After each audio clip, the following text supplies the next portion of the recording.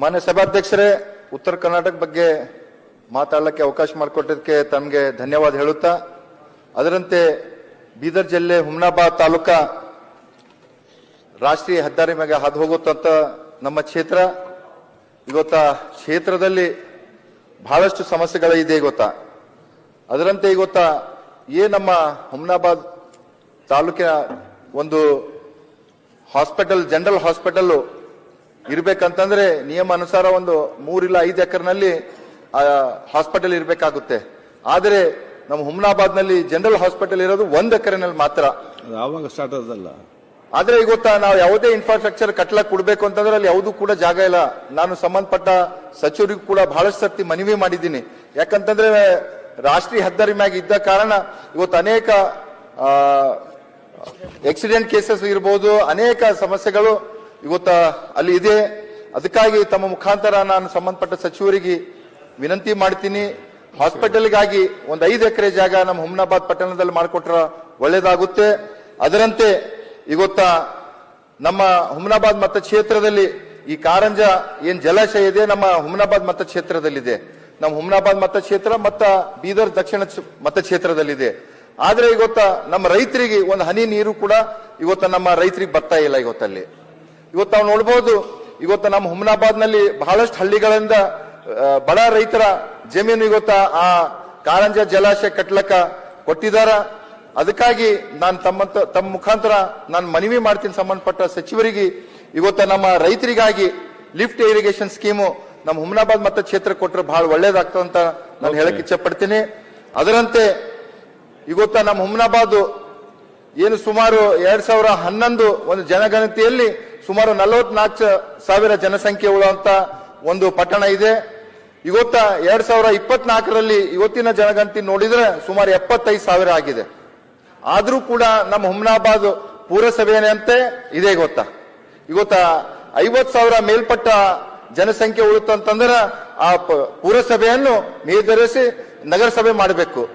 ಅದಕ್ಕಾಗಿ ತಮ್ಮ ಮುಖಾಂತರ ನಾನು ಸಂಬಂಧಪಟ್ಟ ಸಚಿವರಿಗೆ ಮನವಿ ಮಾಡ್ತೀನಿ, ಈ ಪುರಸಭೆಯಿಂದ ನಗರಸಭೆಗೆ ಮೇಲ್ದರ್ಜಿಸಬೇಕಂತ ವಿನಂತಿ ಮಾಡ್ತೀನಿ.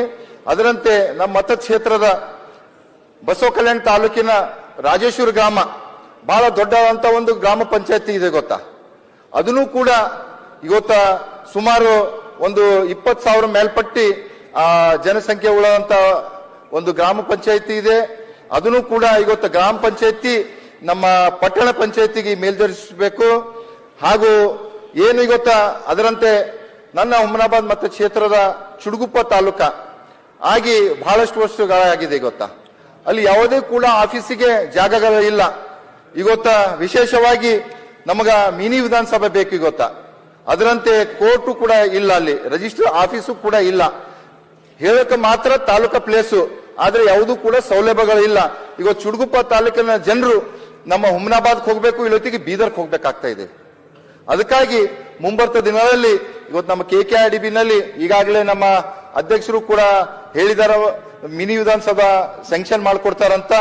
ಅದರಂತೆ ಒಂದು ಕೋರ್ಟ್ ಆಗ್ಬೇಕು, ರಿಜಿಸ್ಟರ್ ಆಫೀಸ್ ಆಗ್ಬೇಕು, ಏನೇನು ತಾಲೂಕಾ ಕೇಂದ್ರಗಳಲ್ಲಿ ಸೌಲಭ್ಯಗಳು ಸಿಗಬೇಕು ಅವೆಲ್ಲ ಆಗ್ಬೇಕು.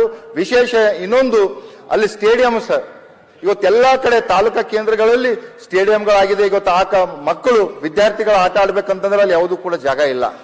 ಅದಕ್ಕಾಗಿ ತಮ್ಮ ಮುಖಾಂತರ ನಾನು ಮನವಿ ಮಾಡ್ತೀನಿ, ನಮ್ಮ ಚುಡುಗುಪ್ಪ ತಾಲೂಕಿನಲ್ಲಿ ಕೂಡ ಒಂದು ಸುಸಜ್ಜಿತವಾದಂತ ಸ್ಟೇಡಿಯಂ ಕೂಡ ಆಗ್ಬೇಕು.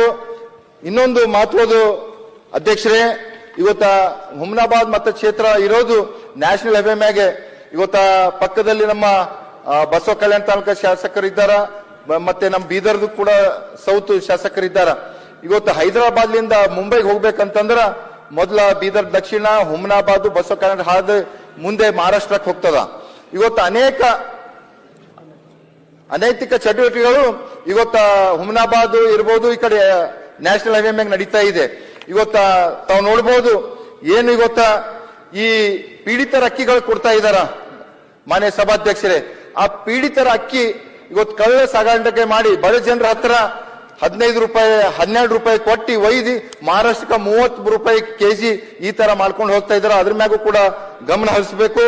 ಅದಕ್ಕಾಗಿ ಅದರಂತೆ ಇವತ್ತ ಏನ್ ನಮ್ಮ ಬೀದರ್ ಜಿಲ್ಲೆಯಲ್ಲಿ ಈ ಕಡೆ ಒಂದು 25 ಕಿಲೋಮೀಟರ್ ಹೋದ್ರೆ ತೆಲಂಗಾಣ ಇದೆ, ಒಂದು 25 ಕಿಲೋಮೀಟರ್ ಹೋದ್ರೆ ಮಹಾರಾಷ್ಟ್ರ ಇದೆ. ಅಲ್ಲಿ ಅನೇಕ ಈ ಗುಟ್ಕಾ ಮ್ಯಾನುಫ್ಯಾಕ್ಚರ್ ಇರ್ಬೋದು, ಮತ್ತೆ ಅಕ್ಕಿದಿರ್ಬೋದು, ಸ್ಯಾಂಡ್ ಮಾಫಿಯಾ ಇರ್ಬೋದು, ವಿಶೇಷವಾಗಿ ಈ ಕ್ರಿಕೆಟ್ ಬುಕ್ಕಿಗಳು ಬಹಳಷ್ಟು ಜನರು ಇದ್ದಾರ. ಇವತ್ತು ಮಹಾರಾಷ್ಟ್ರದಿಂದ ಬಂದು ನಮ್ಮ ಕರ್ನಾಟಕದಲ್ಲಿ ನಮ್ಮ ಗಡಿ ಭಾಗದಲ್ಲಿ ಕುಂತಿ ಆ ಬುಕ್ಕಿ ಆಡ್ಸಂತ ಕಾರ್ಯ ನಡೆಸ್ತಾ ಇದಾರ. ಅದ್ರಿಗೂ ಅನುಗುಣವಾಗಿ ಇವತ್ತು ನಾವು ಅನೇಕ ಯೂತ್ಸ್ ಅದಕ್ಕೆ ಬಲಿಪಶು ಆಗ್ತಾ ಇದಾರ. ಇವತ್ತು ಒಂದೇ ಒಂದು ಸ್ಮಾಲ್ ಎಕ್ಸಾಂಪಲ್ ಹೇಳ್ತೀನಿ. ಇನ್ನೊಂದು ಆನ್ಲೈನ್ ಗೇಮಿಂಗ್ ಮಾನ್ಯ ಅಧ್ಯಕ್ಷರೇ, ನಮ್ಮ ಹುಮ್ನಾಬಾದ್ ಮತಕ್ಷೇತ್ರದ ಒಬ್ಬರು ಒಳ್ಳೆ ಪರಿವಾರದವ್ರು, ನಾನು ಹೆಸರು ಹೇಳಕ್ ಇಚ್ಛೆ ಪಡಲ್ಲ, ಯಾಕಂತಂದ್ರೆ ಒಳ್ಳೆ ಪರಿವಾರದವರು ಮದುವೆ ಮಾಡ್ಕೊಂಡು ಹೋಗಿ ಬೆಂಗಳೂರಿಗೆ ಸೆಟ್ಲ್ ಆಗಿದ್ರು. ಬೆಂಗಳೂರು ಸೆಟ್ಲ್ ಆದಾಗ ಆ ಗಂಡ ಸಾಫ್ಟ್ವೇರ್ ಇಂಜಿನಿಯರ್ ಇದ್ದನು, ಹೆಂಡತಿ ಮನೆಯಲ್ಲಿ ಹೌಸ್ ವೈಫ್ ಆಗಿ ಒಳ್ಳೆ ಒಂದು ಫ್ಯಾಮಿಲಿ, ಒಂದು ಗೌಡ್ರ ಫ್ಯಾಮಿಲಿಯಿಂದ ಅವ್ರ ಪರಿವಾರ ಬಂದಿದ್ದು. ಇವತ್ತೇನು ಆ ಮನೆಯಲ್ಲಿ ಕುಂತಿ ಆ ಹೆಣ್ಮಗಳು, ಆ ತಾಯಿ ಮನೆಯಲ್ಲೇ ಆನ್ಲೈನ್ ಗೇಮಿಂಗ್ ಆಡಿ ಲಕ್ಷಗಟ್ಟಲೆ ಸೋತಿ ಇವತ್ತ ಆತ್ಮಹತ್ಯೆ ಮಾಡ್ಕೊಂಡೆ ಅಧ್ಯಕ್ಷರೇ. ಇವತ್ತು ಬಹಳ ಇಂಥ ನೋವಿನ ಸಂಗತಿ ಇದೆ. ಇವತ್ತು ಅನೇಕ ಯುವಕರು ಇದಕ್ಕೆ ಬಲಿ ಆಗ್ತಾ ಇದಾರ. ಅದಕ್ಕಾಗಿ ಇವತ್ತೇನು ನಮ್ಮ ಜಿಲ್ಲಾ ಆಡಳಿತ ಇದೆ, ಜಿಲ್ಲಾ ಆಡಳಿತಕ್ಕೆ ತಾವು ಸೂಚನೆ ಕೊಡಬೇಕು. ಅದರಂತೆ ಇವತ್ತ ಹುಮ್ನಾಬಾದ್ ಪಟ್ಟಣದ ಇರ್ಬೋದು, ಬಸವ ಕಲ್ಯಾಣ ಇರ್ಬೋದು, ತೆಲಂಗಾಣದಿಂದ ಇವತ್ತ ಬಹಳಷ್ಟು ಗ್ರಾನೈಟ್ ಸ್ಟೋನು ಮಹಾರಾಷ್ಟ್ರ ಮತ್ತು ಅನ್ಯ ರಾಜ್ಯಗಳಿಗೆ ಹೋಗ್ತಾವ ಮಾನ್ಯ ಅಧ್ಯಕ್ಷರೇ.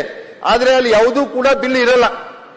ಜೀರೋನಲ್ಲಿ ಈ ಗ್ರಾನೈಟ್ ಕಲ್ಲು ಬೇರೆ ರಾಜ್ಯಗಳಿಗೆ ಹೋಗ್ತಾವ. ಇವತ್ತು ನಮಗೆ ತೆರಿಗೆ ಏನು ಕರ್ನಾಟಕ ಬರಬೇಕು ಯಾವುದೂ ಕೂಡ ಕಟ್ತಾ ಇಲ್ಲ. ಅದರಲ್ಲಿ ಸ್ವಲ್ಪ ಜನರು ಮಿಂಗಲ್ ಆಗಿ ಒಂದು ಲಾರಿಗೆ ಇಷ್ಟಿಷ್ಟು ಅಮೌಂಟ್ ತಗೊಂಡು ಪಾಸ್ ಮಾಡ್ಕೊಡ್ತಾ ಇದ್ದಾರೆ. ಅದ್ರೂ ಕೂಡ ಅಧಿಕಾರಿಗಳು ಕೂಡ ಭಾಗಿಯಾಗಿದ್ದಾರೆ ಮಾನ್ಯ ಅಧ್ಯಕ್ಷರೇ. ಅದಕ್ಕಾಗಿ ಇನ್ನೊಂದು ನಾನು ಹೇಳಕ್ ಇಚ್ಛೆ ಪಡ್ತೀನಿ. ಇವತ್ತು ನನ್ನ ಮತಕ್ಷೇತ್ರದಲ್ಲಿ BSSK ಅಂತ ಶುಗರ್ ಫ್ಯಾಕ್ಟರಿ ಇದೆ, ಬಹಳ ಪುರಾತನವಾದಂತ ಒಂದು ಫ್ಯಾಕ್ಟರಿ ಇದೆ. ಅದರ ಬಗ್ಗೆ ಇವತ್ತು ಕೂಡ ಮೀಟಿಂಗ್ ಆಗಿದೆ. ಇವತ್ತು ನಮ್ಮ ಸಕ್ಕರೆ ಸಚಿವರ ಒಂದು ನೇತೃತ್ವ ಅಧ್ಯಕ್ಷತೆಯಲ್ಲಿ ಇವತ್ತ ಮೀಟಿಂಗ್ ಆಗಿದೆ. ಏನಂತಂದ್ರೆ ಆಯ್ತು ಅಧ್ಯಕ್ಷರೇ, ಒಂದೇ ನಿಮಿಷ. ಇವತ್ತ BSSK ಕಾರ್ಯಕಾರಿಣಿ ನಮ್ಮ DCC ಬ್ಯಾಂಕ್ಲಿಂದ ಒಂದು ಲೋನ್ ತಗೊಂಡಿದೆ, ಸುಮಾರು 115 ಕೋಟಿ. ಆ 115 ಕೋಟಿ ಲೋನ್ ತಗೊಂಡಿದ್ದು ಪ್ರಿನ್ಸಿಪಲ್ ಅಮೌಂಟ್ ಇಂಟ್ರೆಸ್ಟ್ ಹಿಡ್ಕೊಂಡು 232 ಕೋಟಿ ಆಗಿದೆ.